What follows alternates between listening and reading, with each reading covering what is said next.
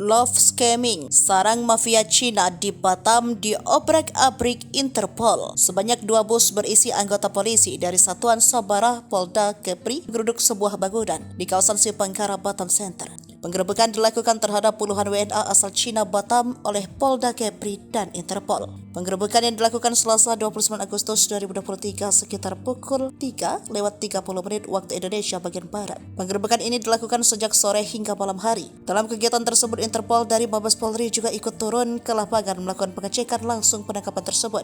Polisi Tiongkok juga turun langsung melakukan penggerebekan dan sebanyak 88 orang WNA Cina ditangkap. Diketahui ini merupakan kejahatan jaringan internasional. 2 dari 88 TKA asal Cina yang digerebek di kawasan Kara Industrial Park Batam Center diangkut ke Polda sebagai saksi. 2 TKA asal Cina ini dibawa, 1 diantaranya adalah perempuan.